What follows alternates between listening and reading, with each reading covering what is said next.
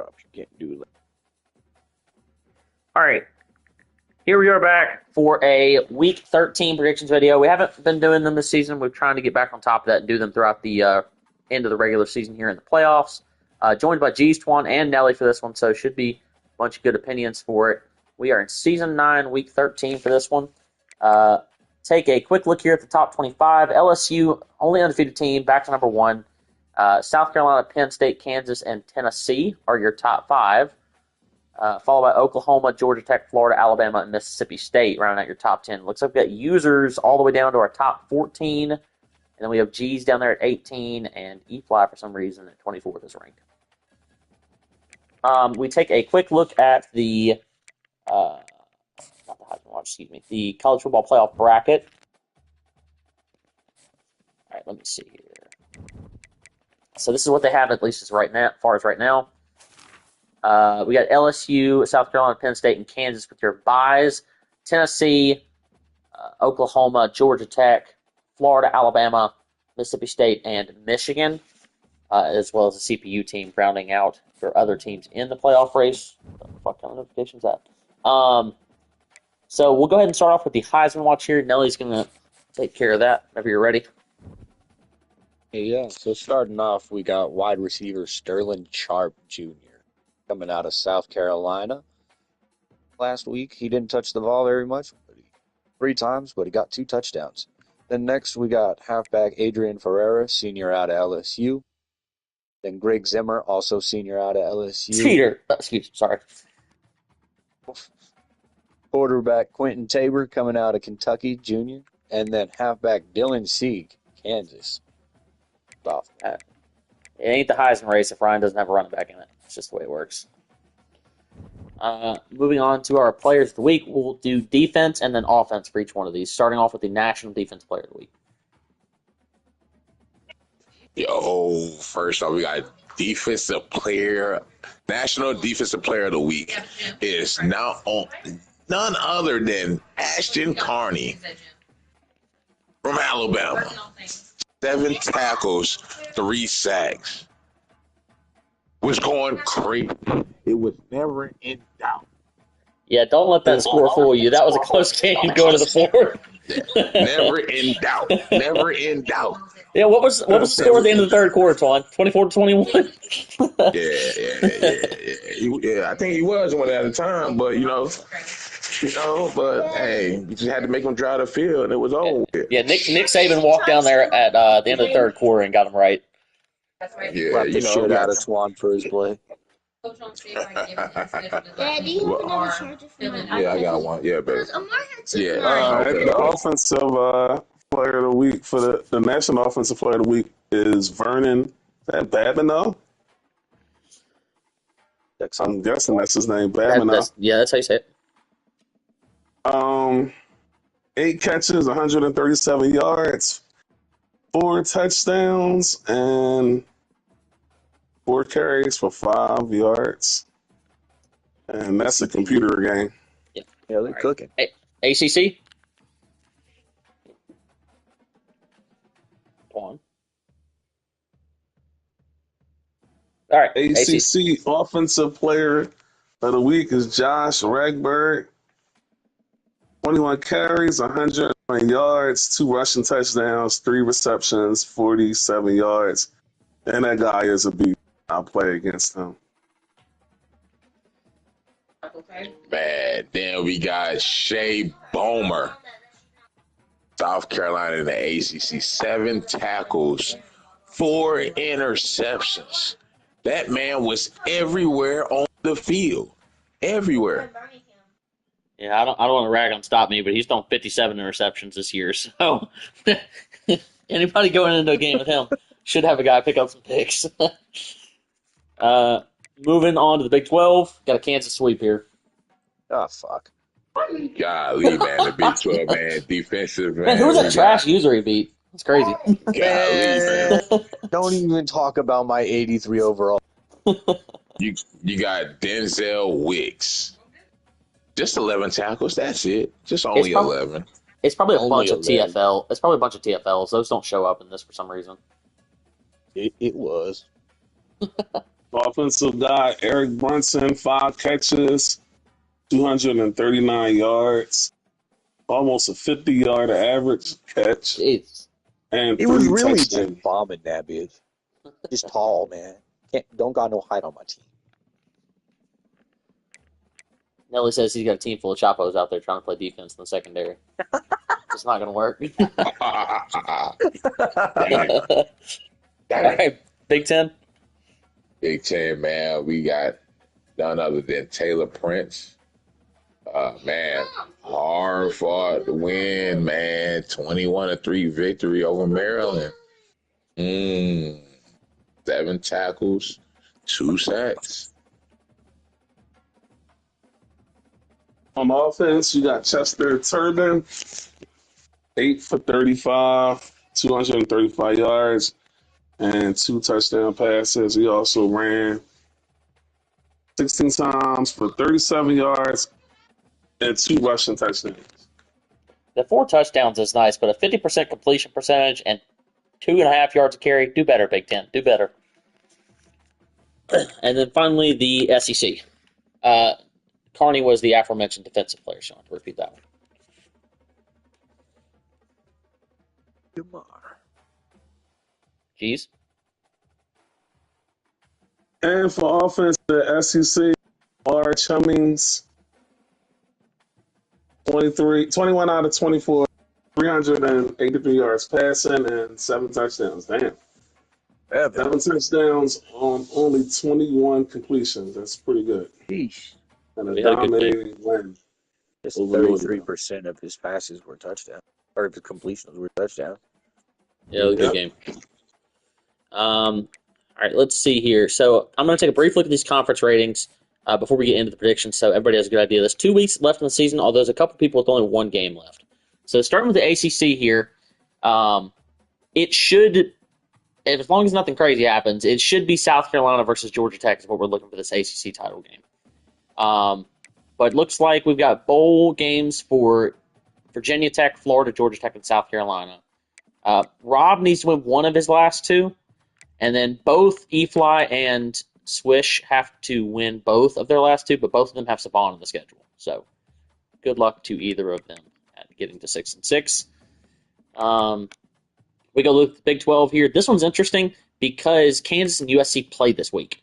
So, and Oklahoma beat USC. So, assuming LP doesn't lose to Nelly this week, we have got a potential for a 3-way tie here if Dave can beat Ryan, and who knows who will get the 2 spots.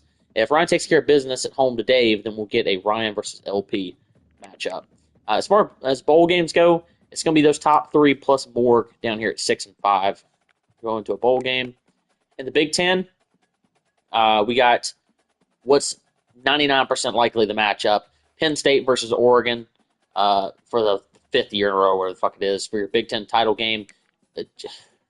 Jazz and Chap are both in the running for a bowl game and are 3rd and 4th in the conference. Good God, the Big Ten is really bad. B's going to make a bowl game, although he hasn't played a game in weeks. Everybody else is probably sitting out this one. Jazz's final game, I don't remember who it is. Chap's got Hayden this week, so unless Hayden magically decides to appear, Chap will be ending his 8-year bowl drought. And then I don't know who Jazz has, but she also has an 8-year drought. So she's got a chance to end hers also. Both of them have won a bunch of fair sims and force wins this year, so credit to them. Moving down to the SEC finally. Chapo's in, so that's one thing. The after that is a little interesting. So if Drops takes care of business versus JJ right now, because they're in game, then that will lock in Chapo versus Drop. If Drop loses to JJ and Twan beats me, there'll be a 3-way tie between Tennessee, Alabama, and Kentucky. I have no idea who get in. It'll be up to EA. If JJ beats Drop but Twan loses to me, then JJ will get in over Drop because he'll have the tiebreaker. They'll be the only 2 with 2 conference losses. As far as bowl games go, the top 5 have already locked up 6 wins. Ole Miss is down here at 4-6, but he's got to play me the final week of the season probably to make a bowl. So that is your conference breakdown. Let's get into these predictions. All right. Starting up here at the top in the ACC, we just had some really good games like these last couple weeks. There have been some close ones. 5-5 Miami and the Hurricanes and Coach Rob heading down to Atlanta or up to Atlanta to play the 7th-ranked Georgia Tech Yellow Jackets at 8-2 and Peso. This one's interesting because Rob's found some newfound confidence, and Peso has not been playing well these last couple weeks. So it'll be interesting to see how this matchup goes. For each of these picks, we'll go G's, then Twan, then Nelly, then me. Yeah, this would be a good matchup. Have to go with Peso though, man. He's, the ACC is gritty, man, but he probably the most grittiest. Like, he just finds a way to win, man. His running backs tough, quarterback tough. He gonna win. I think 27 to 20. I'm gonna take Georgia Tech. Twan said he's going to have to step aside for a second. He's got something going on. So we'll go to Nelly and then me for each pick. So I'd love to see Rob get the upset, but Peso is at home. Give him the slight edge in a dogfight. 10-17. I like Peso's defense here at home, making the difference in the game. I think both of them play pretty similar offensively, although Peso's offense is a little better, I like to think, as well. Peso's not going to turn the ball over, I think, is the main thing here. So I'll go Georgia Tech with the sweep here from the three of us. 24-10 over Miami.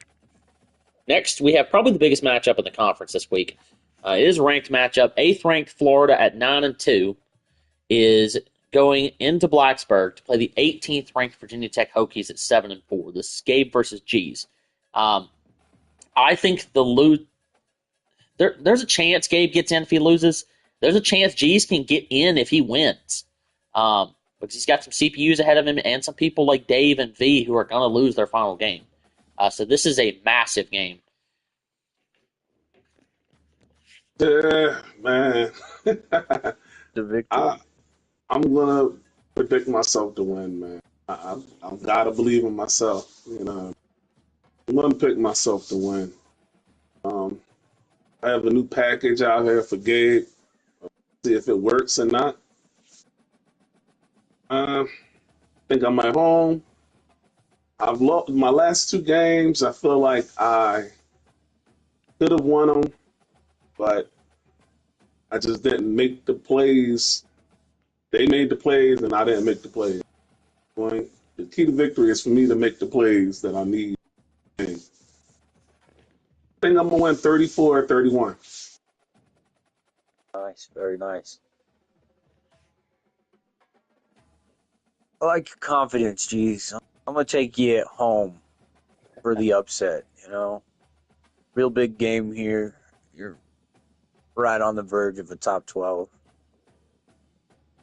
I think you make the plays, man. 24-21. That would be something. It is worth noting here that Gabe is the only top 25 ranked user who's thrown 20-plus interceptions. So there have been a lot of picks thrown down there in Florida as they've been switching to this run-first game. I don't know if he's just not in rhythm or what's going on. Heading to Blacksburg, it won't be a super tough environment, but it won't be easy either. I think this game is going to come down to just G's not making mistakes.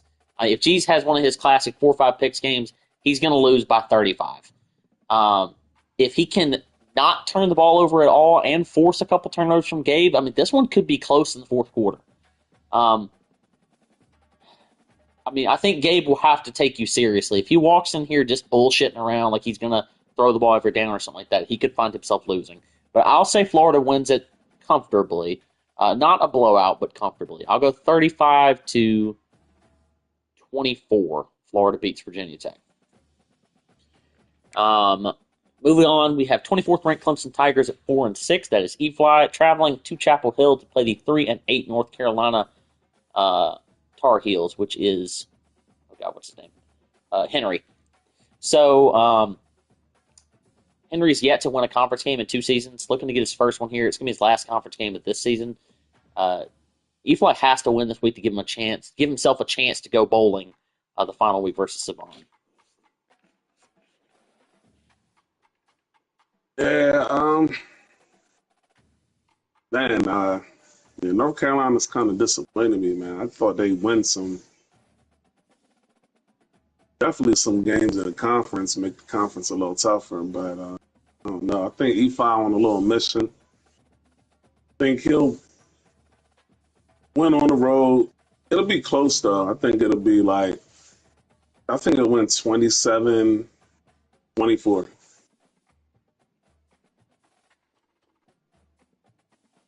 I'll take E-Fly. Get over this arcade. Yeah, He's gonna win it Sorry, go ahead. 28-14. Yeah, I like Evi here. I don't think it's going to be necessarily close either. Like I mentioned, I mean, Henry cannot stop throwing interceptions. He's thrown like 57. So that being said, I think Efi wins this game comfortably. I'm going to go 35-17. Clemson takes care of business on the road. Next, we have the Georgia-South Carolina rivalry game. 4-6 Georgia Bulldogs and Coach Swish heading to Columbia. Play the second-ranked South Carolina Gamecocks at 9-1. He's got a tall task in this one. He's got to win this week and next week versus Peso to make the bowl game. Yeah, I think he'll miss out. Save mine, obviously. Tough one, especially at home. Got Savon winning it. I'm going to say 56-31. I think there'll be some points put up in this game. I know Georgia's trying for a bowl coming into South Carolina. Gonna get ugly. And 54. If they can Swish to score 31 points, geez, was crazy. I think Savant's defense is elite. I think Georgia's going to have a hard time scoring. I'm going to go 52-7. South Carolina handles business. Next to the Big 12, 2-8 Texas A&M Aggies, coming off a rivalry win. Coach Chevy traveling to Columbia to play the 4-7 Missouri Tigers and Coach Mike crushing Morg's dreams last week. Got a little momentum, hoping to end the season off the right way with a victory. I think Mike, didn't he have like a tough starting schedule or He something had like the that? toughest schedule in the year. The toughest schedule in the league this year. Yeah. So I think he's going to complete, his little comeback. At least have a respectable record, 5-7. He'll win, I think, 34-17. Blowout alert. 42-3. I don't like Mike's defense that much, but I will say he wins really comfortably. 38-14. Missouri handles business. Next, biggest game in the Big 12. 12th ranked USC Trojans at 7-3, traveling to Lawrence to play the 4th ranked Kansas Jayhawks at 9-1. This is Dave playing Ryan.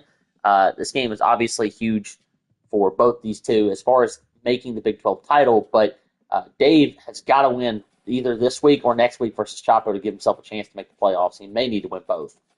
So he's in a really tough situation in particular. Yeah. It's tough to pick against Ryan at home. He's won 37 conference games in a row for a reason, or whatever it is. Right. So, yeah, I think it'll be a good game, though. I'm going to say 42-35. Touchdown win.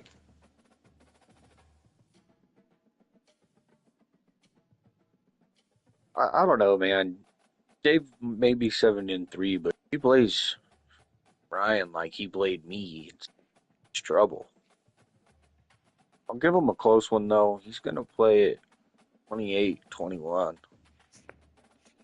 Yeah, I think this is just a classic Ryan, get up a couple touchdowns, drag it out type win.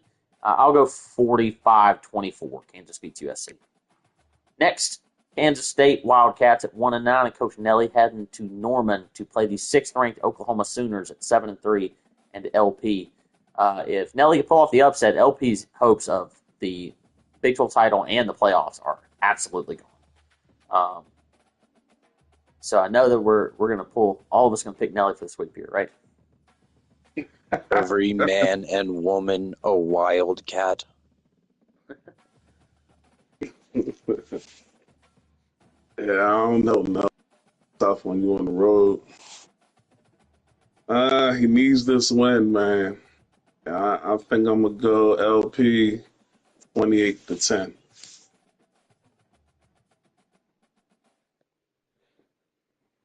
Oh, keys to victory, man. Don't turn the ball over. Continue to run the ball. And just hope and pray that my little group of gnomes can figure out how to play defense.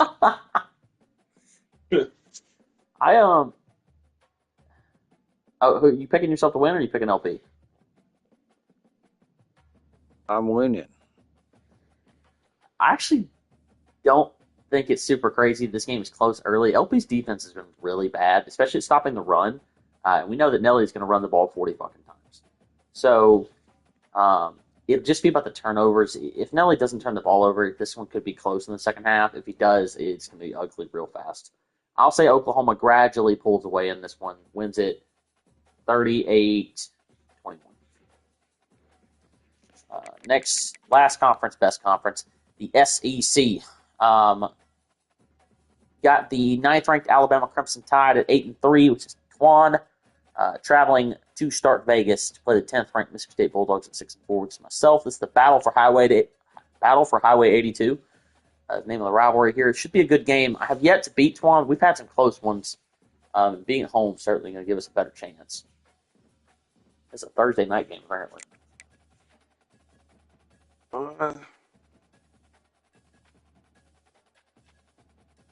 Actually, going to pick the home team in this one to pull it out. I think that's motivation to finally get that one victory against him.